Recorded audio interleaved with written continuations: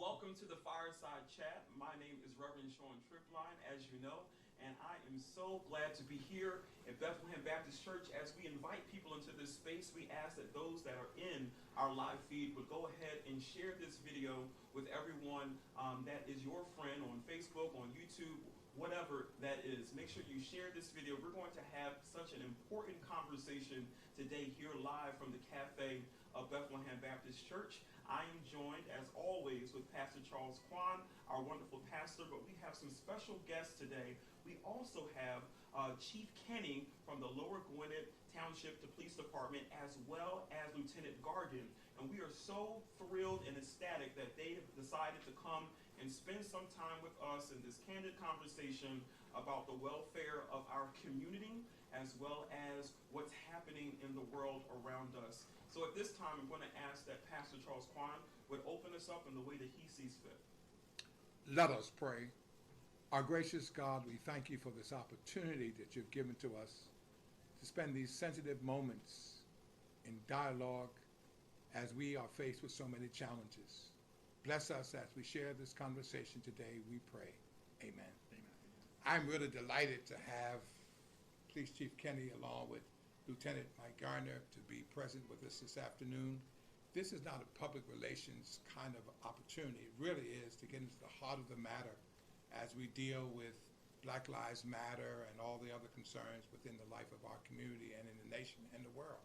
So please, Chief Kenny, can you just say a word about the Philadelphia Police Department, about Lower Gwinnett Police Department?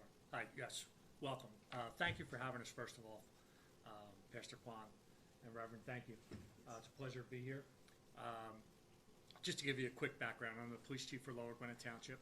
I've been chief since 2014. We are relatively a small police department. We have 18 officers. We have about 11 square miles, population about 12,000 people. We have a very diverse community from all different segments of religions and races. We're composed of the Wissahickon School District, so one of our biggest challenges would be the school itself. We have the high school, the middle school, and one elementary school right up the street here, as you know. So our department is smaller. In Montgomery County is broken up into so many different police departments. There's, I believe, 51 police departments in Montgomery County. The largest probably being Abington and Lower Merion, all the way down to 4 and 5 member departments. So we're somewhere on the smaller side, probably in the middle of the pack. I've been here 35 years. I've seen a lot of changes. I've seen a lot of changes in the community, and I've seen a lot of changes in law enforcement, as well as Mike Gargan, my lieutenant, has also been a police officer 26 years, 27? 30 years, lost a couple years. So we've both seen a lot of changes. And we're pleased to be here today to discuss and have an open forum. As we talked about earlier, there is no script. We're open for questions and honest opinions. The only way, with all that's been going on over the past couple months, and our township has had several Zoom meetings, and they released a statement, we've all released a couple statements, but we have to be able to listen to each other in order to learn and change. And that's why I'm here today, to explain a little bit about what we do, how we try and be better, some challenges that we've faced over the past couple of years to make ourselves better, and we'll get into that as we go along. So tell me how many police officers you actually have in the department. 18, and that's including me. And in terms of minorities? We have 1 black officer and 2 female officers. You also indicated at one point that there's been a while since you've hired anyone. So it has been. We're blessed that we're a good, I think we're a great police department, and people that come to our department don't leave. They tend to get hired here out of high school, college, or whatever, and they stay till they retire. So our turnover is not very high. We last hired, I believe, 6 years ago. We hired 2 officers. So that's a challenge in that we don't have a big turnover. And the room for us to get much larger. It's a budgetary issue all the time. So, I don't see us getting to where we'll be hiring year after year. We have 2 people right now that are set to retire shortly, so we'll be replacing those 2 officers. So as the county has grown in population and Lord Gwinnett, is there actually still a need to increase? So 6 years is a long time since you hired anyone. Right. And that's a talk that I have with our board of supervisors.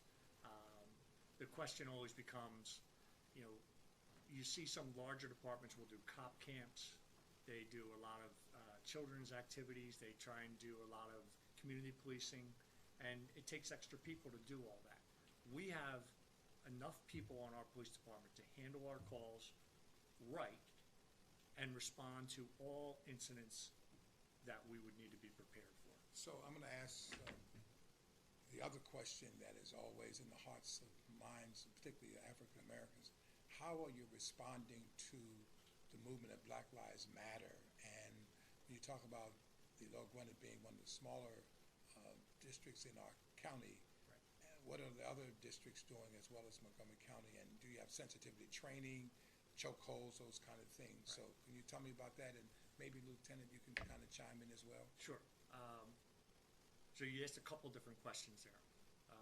But let me start off, and maybe this will help give us a little bit of a platform where we're going to go forward. Our department, 3 years ago, went on a path to accreditation.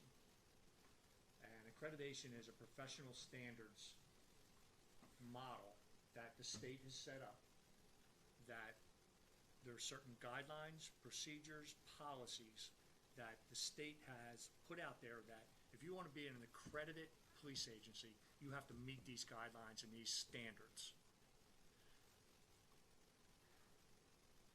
We decided, we've been trying to do this for years, but 3-4 years ago we made a commitment, we're going to become an accredited agency. I'm going to let Mike explain some of the key policies that we have posted actually online on the township's website that deal with chokeholds, that deal with bias-based policing and training. So I'm going to let Mike talk about that a little bit. Thank you. And again, it's my first time talking, so thank you both for having us here. This is great. We did become accredited 3 years ago. Last month, we became re-accredited for the first time. And basically what it is we establish the best practices, the best practices are set out by the state, and we have to not only have policy that we're going to follow this, but we have to prove that we do it. We have to have proof that in use of force situations, we're following that policy to the letter. So we've been able to accomplish that. As far as chokeholds, that goes under our use of force policy, which we basically outlawed in every situation except for a potentially lethal situation for an officer. But chokeholds are, by all means, just eliminated. We recognized that years ago, and part of the best practices in use of force is to eliminate that. Not only that, but anytime an officer in our department uses any level of force, including a presence where they're ordering somebody to do something, they have to fill out a use of force report that gets reviewed by their supervisor. It then gets reviewed by me, and ultimately the chief reviews it and signs off on it. So that's kind of where we're at with the use of force. We started this 3 years ago, and we train on it every year. We have a use of force instructor that makes sure that we're doing and staying on top of what the best possible practices are. Right. And part of that training, the other thing that causes death is positional asphyxia. When you handcuff somebody in the back, behind them, and they're prone on the ground. And years ago they would put people in a police car that way. They'd lay them down in the back seat. The training is that immediately, as soon as possible, when somebody is prone and they're on their stomach and they're handcuffed, you turn them over. You get them up, because it creates a positional asphyxia, which chokes you. So that is in our training manual. Our training officer reiterates this yearly, every 6 months. That cannot happen. We train that you cannot do this. You stay away from the neck. You stay away from it. You started that conversation with what have we done and what have other departments done with Black Lives Matter. I want to go back a little bit. It's not the same, but recently, 2 years ago, the Ambler branch of the NAACP became activated again, and very active in the community. We've attended meetings. We've had meet and greets. We've gone to Upper Dublin High School right next door to us, where part of our challenge, you had asked what is the makeup of our police department. A challenge for our department and every department in the entire state is hiring good people that meet qualifications. We have, when I was testing, we would get 1,000, 1,500 applicants for a few jobs. Today, we're lucky if we get 200 people that will come out and take the test. For 15 to 20 departments in Montgomery County, we're lucky if we get 200 people that show up for the test. We're doing a test again in October. Not be that strong. The nation and the feeling of everyone is, why would you want to be a cop today? You hear this over and over. Why would you want to do this? I think it's especially strong in the minority community, where I don't want to say parents, but kids have this attitude of, why would you want to be a cop? That's a challenge for us. We need minority officers. We need people to come out and apply for our job and take our test. Mike will explain some of the advertisements we do. I'm speaking for every police chief. We need diversity. We are trying. We've been trying for years. It's a battle. It's a battle not only to get any qualified candidates, but especially harder to get the minority candidates because they don't come and take the test. Of the 200 people that come out, we may have 10 that are minorities. Now I'm just throwing round numbers out there, but that's not a lot. That was something that the Ambler NAACP recognized, and we did a meet and greet with Cheney University with the criminal justice students. We brought them out so they could meet the police chiefs and encourage them, please take our business card, please come take our test. We maybe we're not hiring, but departments out here are hiring constantly. So, Mike, if you can explain a little bit about how we advertise and how we promote this to try, we'll put it out there today of how we do this. Sure. Within the last 10 years, Montgomery County, most of the departments that hire off a consortium test. So you show up one time and you can actually apply.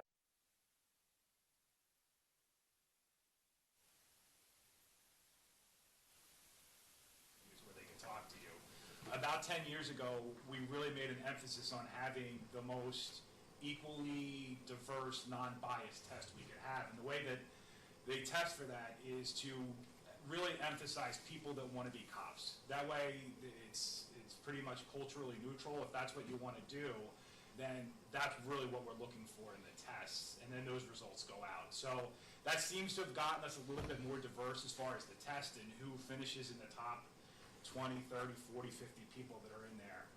So that's the big push that we've done on the testing lately. And again, we're always looking to diversify the police department. So if you do well on the test, I mean, you've got a really, really good shot. We've also started to lower some of the requirements. Originally, a lot of departments were going towards having people that have an associate's degree or a bachelor's degree. So you had, candidates that are coming out with a college degree, but you're also shrinking the pool of candidates that you can get. So if you're looking to maybe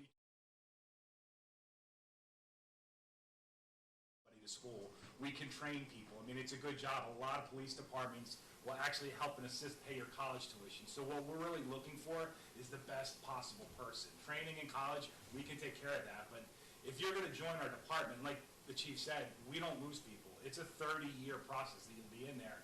We can train you over 30 years. We just want the best possible person entering, and then we can take care of the rest. And when we say best we're looking for Good people. You know me. I'm not looking for the smartest. I'm not looking for the most, we're looking for people that want to help people. That's what we need. And if it would be great if it was somebody from the community that we all know. But I think there's something else that's missing, and that is, it's not just in terms of your ability to hire, but to change the image of the police department. The killing of George Floyd and so many other, every day you read about some police officers who have violated their oath of office. And until that changes, until the system changes, Reverend Tripline is our youth pastor, and many of our young people are traumatized. Profiling, as African American, and even though Lord Gwinnett is part of Montgomery County, in terms of, we have to get to the point that it's not just you're dealing with Lord Gwinnett, but our voices are raised into the whole department. Because what affects somebody in Norristown obviously affects somebody here, what affects across the country. Yeah. So when you say it's hard to get people to, take the application of, in terms of minorities, the image has to change. Sensitivity training and all those other kind of things. So even in terms of the township, in terms of budget, but have there been dollars that have put into place in terms of sensitivity training? Because this is not the same police department it was in 2000. Here we are in 2020, and all the things have changed. And so has there been sensitivity training around diversity, all the other things, and how has Lord Gwinnett responded to this overall, hate that's taking place in all of our country? So, Reverend Tripline, maybe you can speak about some of the things our youth are saying in terms of mistrust of police officers. Absolutely. There is a narrative, and none of us here are unaware of what that narrative is. And we know at Bethlehem, this is a church that is very vocal about the fact that not all cops are bad. We are very vocal about the fact that there are cops that have every intention to protect and serve and to do what they have given an oath to do. However, the reason why I would say, talking to young people and others in my age group, millennial age group as well, the reason why they have the disposition that they do is because of negative experiences with police in the past, as well as being connected to individuals who've had negative experiences where there was, an abuse of force and power, and you name it. So that's the issue. Just seeing the images of, George Floyd and other instances that have fueled the Black Lives Matter movement, even though that movement didn't start with police brutality, that has become the narrative of what has been fueling that movement. It only adds a cherry to the ice cream cone in terms of really just seeing why people have that level of distrust. I don't mean to correct you. I could be wrong too. I think, and so we have to talk. That's the only way we're going to. That's why we're here. Okay? And if I don't have all the facts, but I was under the impression that the Black Lives Matter movement started because of police brutality. That's how it was started. No.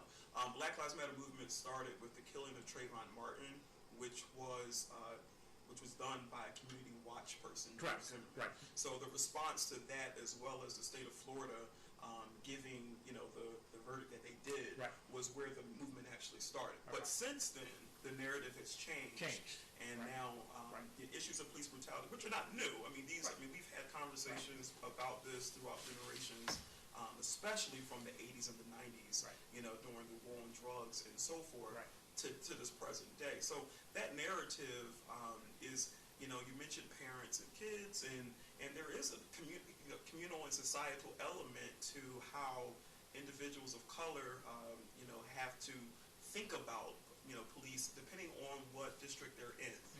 In this district, there may not be some of the same issues that are had in Philadelphia, but at the same rate, you're having to deal with that narrative just as other Absolutely. districts. We're all painted with the same brush. Right. Which is, it's a lot easier, I think, for me, being the chief of a small department. Right. I really do know every single officer. We have body cameras. We have in-car cameras. We see all this. We know what they're doing constantly for the whole time they're out. So that really helps. Whereas if you're 300-400 people in a district down in Philadelphia, it may be a lot harder to really understand what's going on. Right. And if we can get into this a little bit, I think what gets at law enforcement, I'll speak for myself. People will say, what do you think of the Black Lives Matter movement? Do you believe that Black Lives matter? Absolutely. I believe that your black life matters. And I may disagree with some of what the organization stands for. Some policy. Some policy. Policy issues. Correct.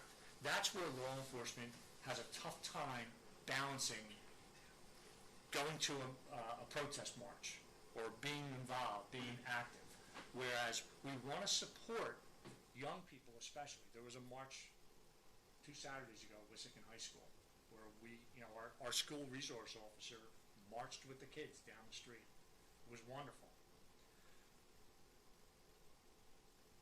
And I know, I believe you'll be on the same page with me, but when you hear defund the police, when one of the chairwoman of the Black Lives Matter in Philadelphia just presented a 5-year plan to do away with the police department in Philadelphia.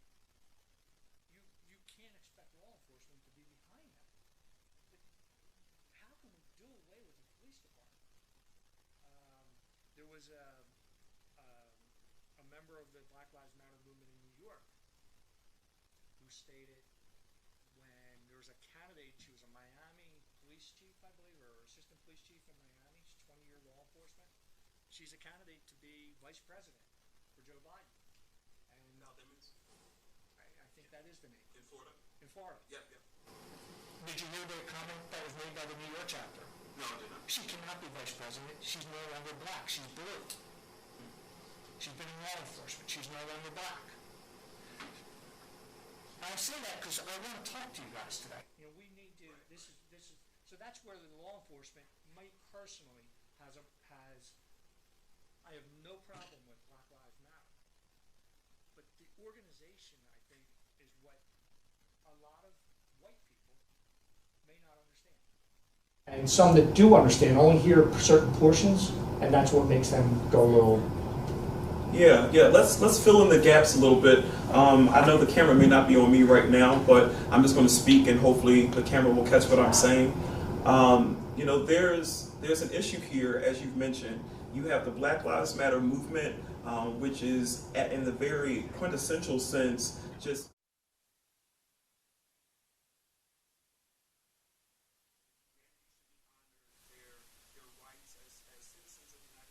not citizens of the United States should be honored. And what I hear from you is that you receive that and you respect that and you desire that to be seen. I don't know when the bell rung for me personally, but I get it. That until your life matters, Nobody else's life matters. and I don't want to say it was recently, but I finally got it, and I don't know who explained it, that I finally understood what they meant by that. Because what do you always hear when, and it's predominantly a white person will say, well, don't all lives matter? They don't get it yet. Right. That until your life matters. Basic math. Right. Basic Until math. your life matters. So I got that. Yeah. Do you understand where I'm coming No, from? absolutely. And so the next step from that, I think, in the conversation that you brought up was like defund the police. Right. And I think it's important for our viewing audience to know, for those who have not done research on this, is that particular element within the Black Lives Matter organization is a particular policy put in place that is not, it's not, monolithic. There are different people that have different perspectives on it. Some are saying they want to move from one area to another. Some are making the argument it's about fiscal responsibility, and then there are others that have an argument that they want to actually see it disband, broken down and maybe built up in a different way. And that is just that is one element in the Black Lives Matter movement. That is not the entire. I'm sure it's not. It's not the entire platform. There are more than 10 different things that are constantly being pushed, front of society, and we know that we may not always agree on all of those individual pieces. But at the core, we do agree that when it comes down to the experience of Americans with law enforcement, I think that it's important that we understand our history, and only in understanding our history can we truly be able to embrace a path forward and be able to, say that this is what has happened. There are some sins in our past, but we need to rectify and we need to redeem that time and then set a new course. Would you agree with that? I would absolutely agree with that. I think the other thing is that sometimes we get hung up on terminology. So, as Reverend Triplin just said, in terms of how defunding police may mean different things to different people, but also in terms of racial profiling, we talk again about, have you seen any incidents in Lower Gwinnett regarding race? So if Mike can go into our bias-based policing, which is part of, in Montgomery County, we have, in this particular area, the eastern end of Montgomery County, we have a lot of accredited police departments. Maybe we'll follow this bias-based policing. I want Mike to explain that. About 6 years ago, but just in an overabundance of caution, we wrote into our policy, there is no bias-based policing. You're not allowed to stop somebody, for the sole reason of race or creed or ethnicity. You need reasonable suspicion of a crime that's taking place to happen. We wrote that into policy. And then we started tracking every single person that we stop for a traffic stop, whether they get a warning or a ticket, what kind of a warning. Every person we arrest, we quantify into a spreadsheet of race, gender, and age. And then quarterly, I look at all the data and I make a report and I give it to the chief, and we break it down according to the demographics of the town. If the town is 10% black and we're pulling over 80% of black motorists, then clearly there's a bias. So we do track that, and we've tracked it for the last 5 years, and there hasn't been any incidents. I mean, it's a small sampling size, so occasionally you'll see numbers that are a little bit higher, but nothing of any statistical significance. So we do track it. We have it clearly and explicitly stated in our policy, this is not to happen, and we check the data. I'm more of a numbers guy. I mean, we could say it, but I need to see the numbers. I mean, it's great that we say that, but if we're pulling over 1,000 cars a year, I want to make sure that there isn't any bias in that. So we do track that, and quarterly we check up on all the numbers. How much of that, I'm sorry. That's okay. Now, I'm going to ask this question because we're talking about history. What are you doing now to be proactive in terms of making sure that we respond to what's taking place in the country? Black Lives Matter. What initiatives do you have in place that will respond to the extent that we're not waiting till somebody is stopped or killed? And even though I think that's also important, and we can't say either that this community is without racism. Right. I was out there one day on our church property, and some of the kids from the high school were coming past, from Wissahickon High School, and one person yelled out the N-word to me. So I know that even though we have a small police department, a small percentage of people living in Montgomery, there still is racism. And they even noticed that there's several persons at the Veterans Park who stand out there every day, Black Lives Matter. Yep. Have you had any response to that? And what new initiatives do you have to say we're not going to wait until, God forbid, somebody is stopped or killed or whatever? So 4 years ago, and you say recently, but I've been chief for 6 years now. And to me, the important, where we're going to make changes is with young people. We're not going to change people. We're not going to change attitudes in 20-year-olds, 30-year-olds, 40-year-olds, 50-year-olds, especially my age and older. Their attitudes of race, and I think are pretty set. So we've targeted young people. And when I say targeted, what have we done? We put a school resource officer in the high school, in the middle school, that we go to the schools and we're a presence. We're not there. The amount of people that we've arrested at the schools is one hand. But the social work and the interaction and the trust that's being built is immeasurable. So that's one thing we've done. To me personally, that's where we need to work with young people. Your youth group. We'd love to come down and interact with them and have one-on-one questions and go over, hey, this scenario happened, something happened. Hey, let's be on their side and see what happened, why did it happen, how can we prevent that from happening again? The township last year, before any of this started, we've always had in-car cameras. We've had those for years. Last year, we budgeted for body cameras for every officer. That's a step in the right direction. It's accountability. Officers were originally reluctant. They were reluctant years ago when we went to in-car cameras. They are on our side real quickly when somebody files a complaint, and they come in and file a complaint, and then we say, all right, let's watch the video together. And the person walks out the door because they realize, this is all made up. So the cameras, in our view, in our department and the cops that I know, the other police chiefs, save us more than hurt us. And we want to know if we had a bad officer, we'd want to know that. I want to know that yesterday. I don't want to find that out after an incident happens. We want to know that. And I believe with the closeness that we have and the steps we have in place, we would see that. We would see that before it happens. If I could just interject for 1 minute too. Every squad that we have has a sergeant that's in charge of that squad. The sergeant has to, every 3 months, review random body cam samples from every officer on his squad. And then I have to review the sergeant's body cams from their squad every 3 months.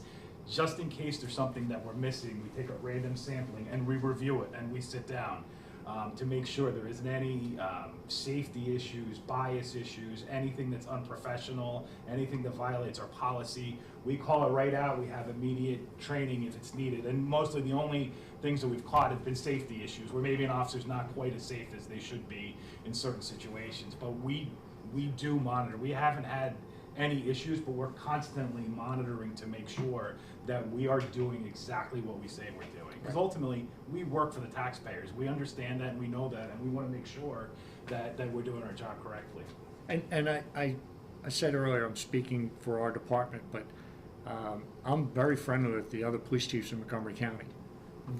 A lot of what we're saying, they do the same. We have the same policies, and they are doing this tracking. They are doing all this. Now, some of them are on a much larger scale, and some on a smaller scale. Not everybody does all the preventive things. Not everybody has the resources to have a school resource officer. It's a big financial impact. I have one question, and I want to say to you, Chief Kenny, I definitely, as a youth pastor, am thankful for your, point to emphasize, positive relationship between with the police department as well as with our youth. But I want to say to you that I'm 33, and I have not always had positive experiences with police living in Philadelphia. All right, so I haven't had a long track record of issues. I haven't been arrested or anything like that. But I have experienced things where have made me to question personally. And despite that, it still is refreshing for me to hear what you have to say about the principle of Black Lives Mattering, as well as different levels of accountability you have within your department. So I don't want you to give up on young adults and adults and what have you, because there are more people than you'd be surprised that actually want to hear that there is a concern for these issues. It's just hard for us to find them, to go have that conversation with them. We'll do a coffee with cops. We'll go to the YMCA, we'll go to Starbucks, we'll go to Wawa, and we'll have interactions. We're usually having interactions with people that really support us and want to thank us. It's hard to find you, for an example, come up and have a serious discussion about something that you're concerned about. That doesn't happen at Coffee with Cops. Well, we need to facilitate that even more. We do. I want to ask though, you talked about different levels of accountability you have in your department. I know that all of this is, much of this is intra-department. However, I want to know what of this data and what of these numbers that you have given are public information and can be available for others to kind of look and see what's happening in the life of Lower Gwinnett Police Department as well as Montgomery County, because that's a part of that conversation. When people, if you're doing the work, if you have basically said that we're going to do everything in our power to make sure there isn't bias, that there isn't, the numbers that you just gave, Lieutenant Gargan, would be helpful for starting that conversation. Okay. A lot of them are available. It's the Open Records Act. Where do we access that? It's Open Records. Is that what it's called? Yeah, you can, the Lower Gwinnett Township website, you can go, there's an open records request form. Anybody can fill one out. You can even fill it out anonymously. Drop it off at the station. I think we have 5 days to review it, just to make sure there's nothing investigatory that's in there. But other than that, we're pretty transparent. And Chief Kennedy, since the beginning, has said we operate transparently. So So if, I mean, it's probably a part of the Freedom of Information Yeah, Act, right, that's pretty probably much, part of yes, that. yeah. But here's my point though. My point is that we're talking about history and we're talking about a narrative, and it seems as though you are willing to accept the fact that there are, you know, police departments in the country where there are some other things happening that perhaps may not be happening at Lower Gwinnett at as high of a rate. But I think the move to doing something proactive to try to change the narrative, to market the successes that you've experienced in Lower Gwinnett would be helpful to us as a church, as we minister to people who have had a wide array of different experiences with law enforcement, that are not just conjured up or taught through generational, you know, rearing, but are actually from experience or have been, you know, also from what they see on television as well. What can we do to proactively put that before people rather than just saying, like, you know, submit a form, just so people can have a sense that your department is really trying its best to serve the community and make sure the community is aware.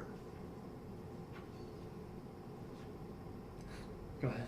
Again, on our website, our use of force policy, after George Floyd, we published most of our policies, so anybody could take a look. And the chief wrote a pretty good letter where he invited community feedback. Like, here's our use of force policy. Take a look. I mean, a lot of it's boring. It's police jargon, but it's 15 pages. And again, we invite feedback on all of our policies. I think that's one thing that we can do. And I know we're working on publishing pretty much all of our general orders to have it out there, so that anybody in the community or this church can take a look. Here's what we do. And if there's an issue with it, we're wide open. I mean, we'll talk about anything. And if somebody in the community says, hey, I don't like the way that you have pursuit policies or your use of force policies, we're more than happy to engage in dialogue about that. Right, and Reverend, part of accreditation, so it's real easy to have a policy. You have a policy here that everybody must park at a certain lot, but is it followed? That's the follow-up. Every year, we have to provide proofs for every policy. And then every 3 years, 3 outside police agencies will send the chief of police from out near Pittsburgh, nobody we know. They'll come to our department, spend 2 days, and they're gonna look at all of our policies and all of our proofs that in writing or documented by photo evidence, we follow what we say. That's the important part. It's very easy to have a policy. Are you following your policies? And that's part of the accreditation process. It's very time consuming. Fortunately, we have 2 officers. One officer does most of 90% of the work. It's not easy to, it was a challenge to get everybody to change behavior and basically just writing a report. How you write a report. Make sure to follows policy, how you search a car, you know, all of that. I'm going to go back to something he said, because I'm sitting on the edge of my chair and we talked about young people, and I'm really glad that young people are very much involved in the overall process of changing things. But we cannot discount the need for adults to change. And you're talking about police officers who've been on the force for a number of years. They have to change. At the same time, in terms of how I've seen this community change. For example, the Ambler Gazette. I remember vividly, the Ambler Gazette would publish every week crime report, and it would be black person, black person, black person. Every week in the Ambler Gazette.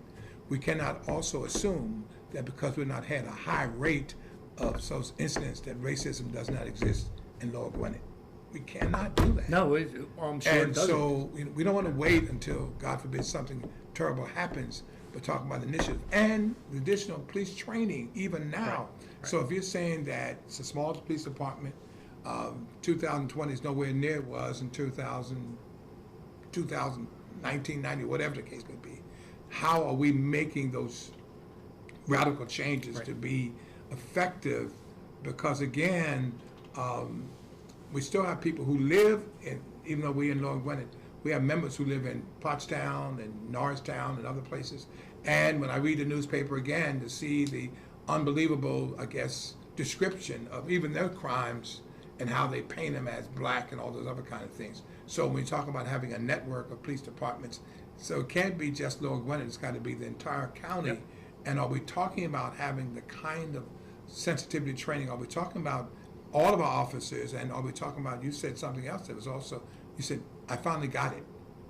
When you talked about, you said, I finally got it. So some police officers may not have it yet. And some people may not have it yet. And we can't wait till our young people make these changes. We got to try to make sure that some of those persons in power, judges and police officers, are sensitive to being stopped, you know, and he talked about before that he's never, you know, been arrested, but he has had some contact with police officers, and so have I. And I think the thing that makes it a little different is the fact that I've been there long enough, somebody might say, well, that's Reverend Kwan, but I'm still an African American and still walk under some suspicion of other people. And so we can't say that Lower Gwinnett is clear of all racism and all of this anti-Semitism and all this other stuff that's taking place, LBC community and everything else.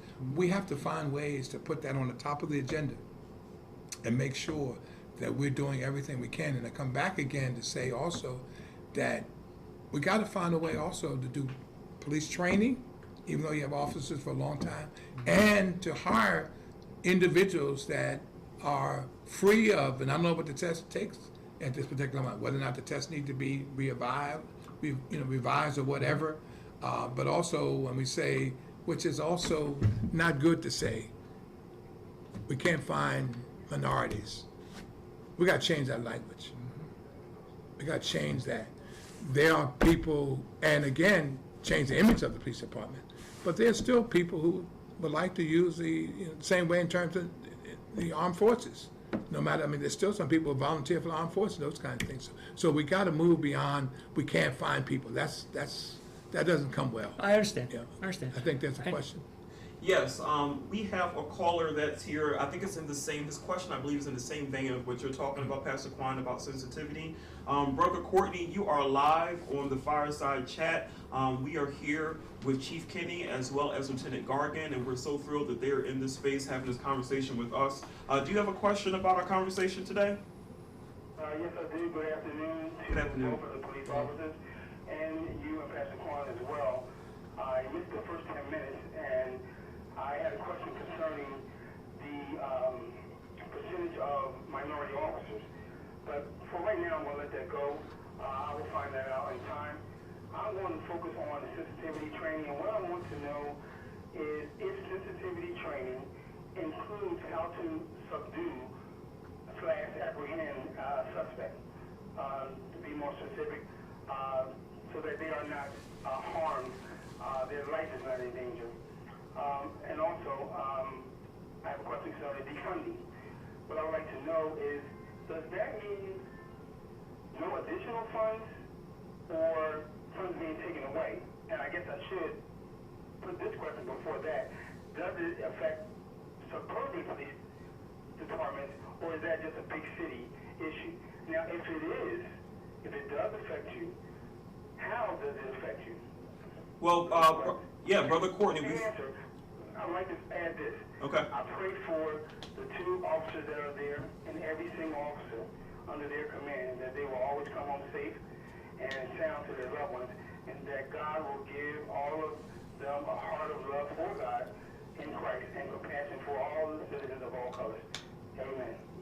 Thank you, sir. Thank you. Thank you. So to kind of start with his question, I think it's important that, so we don't go down the rabbit's hole with defund the police, that we understand that this is a policy that's being purported by some people within the Black Lives Matter movement, the organization itself, and that it's only been done, to my knowledge, within the last 10 years in Camden, and they're currently looking at it in Minneapolis right now, where that's actually come to fruition. So that is a policy that is not localized, is not actually realized in Philadelphia or this area. So I would like to revert attention to the question about subduing and apprehending in terms of sensitivity training.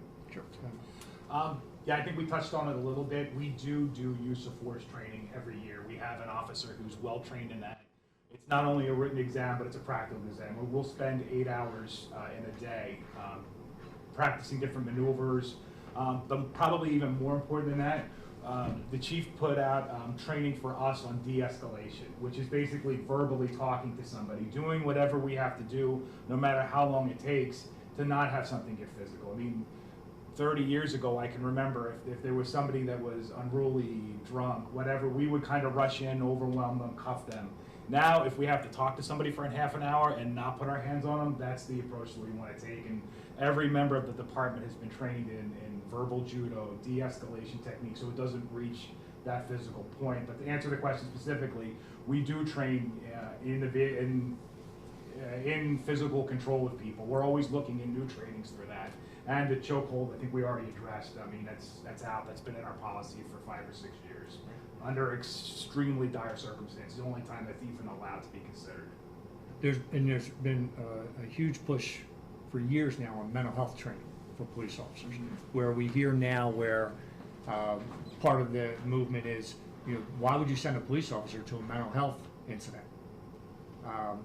Well, you do that because they're not available. Now, we have a unit in Montgomery County Mobile Crisis, but they're not available at the push of a 911. If somebody's in crisis, police are going to be the first people there. Hopefully they'll realize we're dealing with a mental health issue, and they're able to de-escalate it and get mental health professionals there. It's going to be very hard to get mental health professionals 24/7, because to be very honest, who's going to pay for it? Who's going to pay for them to be available? When I say mobile crisis, I'm talking about all of Montgomery County. They may have one unit available. We're a huge county of over 1 million people, so it becomes a money issue. Now, can I kind of piggyback off of your point, Chief? These are really good conversations to have about, the apprehension, and that training is so important because, to your point about mental health, the overwhelming bulk of 911 calls are service calls. Mm-hmm. They are not calls that have anything to do with violence, and the majority of them are not even requesting police. A lot of them are mental health, a lot of them are health and EMT, a lot of them are fire, and then you have a smaller percentage of them that are actually calling for police, and even smaller percentage of that is actually responding to a violent situation, and sometimes the violence happens on the scene when the police officer gets there. So that is so important that is universal. Yeah, we have 10,000 calls for service a year. Right, and that's the bulk of 911 calls, right? The bulk. Yeah. Of that 10,000, they're generally service in fire alarms, burglar alarms. Right. To call it as a violent service call is very few. It's very few. Or crime in progress. So this is where my train of thought is going. To your point, you mentioned that there aren't mental health units available in Montgomery County, and one thing that I'm concerned about, and if we were fair to defund the police movement, there is a item in that, a very large item that's talking about fiscal responsibility. So when we talk about defunding, it's not just saying, for every person that says that, let's disband the police, right, but also let's make sure that there are funds for mental health. Let's make sure there are funds for those that are suffering from addiction, homelessness. Yeah. So that's a part of this conversation, and it's a necessary part. I want to ask you about the experience of police officers in the Lower Gwinnett Township, and my reasoning for this is I think a part of this question of funding and question of do we have mental health accessible to our community is police officers are doing so much. Police officers are responding to everything from a cat in a tree to a murder homicide, along the highway. So is there an experience of the police officers in this district where you can say that their workload is appropriate, or do you think that because of the lack of mental health, because of the lack of other specialists, or because of the documentation that you mentioned that are required of police officers and they're expected to document everything themselves as well, is there a workload imbalance? I look at it a lot for staffing reasons. I'm in charge of some of the staffing. I would say right now we're staffed appropriately for the workload. There's times when you always wish you had more people. I'm sure you run into that here. Sure. You have a youth function and I could use 10 more hands here, but you get by. Yeah. I think we're kind of in that boat now. We look at call volume. We look at how much time an officer has to do it, because it's not always just responding to that 911 call. It takes an hour sometimes to do the paperwork afterwards, depending on what the situation was.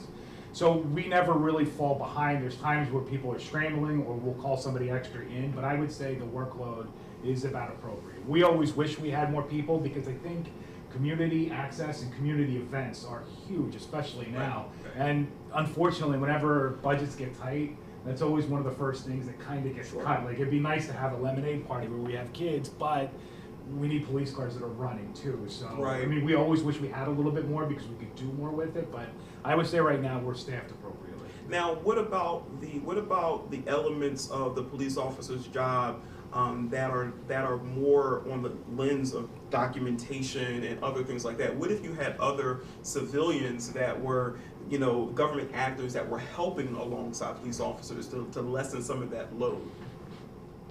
I would have to see what it looks like. I mean, because you'd still have that first-hand experience where we really, really have to be careful about documenting. So if I go to a scene, I want to be the one that writes that because I'm the one that witnessed everything. And a lot of things that we do, you know, 3, 4, 5, 6 months later are going to go to court. So we have to be really good and solid with the details. So if you were back at the station and I did a call and I kind of translated it to you and then you wrote it down on paper for me so I could answer the next call, I don't know if it would be the exact details that we would need for a court because everything you do eventually comes down to court and every word that you write in that report is scrutinized. So I don't know how that would work. I mean, potentially I would have to see what it looks like though. Part of what where I thought you were going there was the different jobs that a police officer is called to do. Sure. And I think a lot of the problems we're seeing across the country are falling on police officers.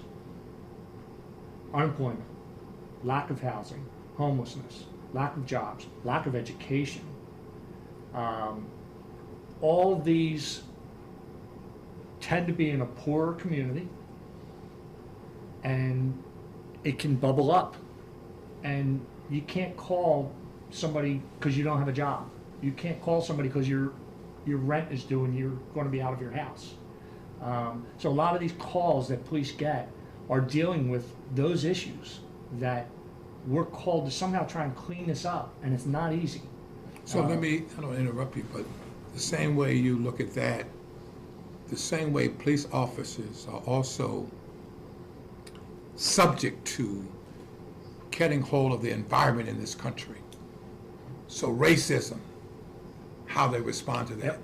So on the other hand, I come back and say again, do you really know what it feels like as an African American? It's interesting. My sons are grown. I had to tell my sons when they were younger, if a police officer stops you, just be still. Don't raise your hand.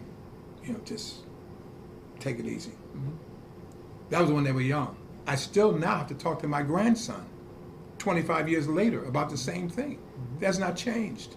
So this whole matter of this systemic system that we have, so it's not just the police officers who have to respond to this, and this, but the police officers themselves are probably caught up in some of the reaction in terms of this society of ours. Yes.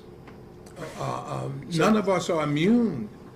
And so without the sensitivity training, and some things have not changed. So here we are in 2020, and I got to talk to my grandson about some of the same things I talked to my son. Or a black parent has to say, you have to be better than the other person because of white privileges.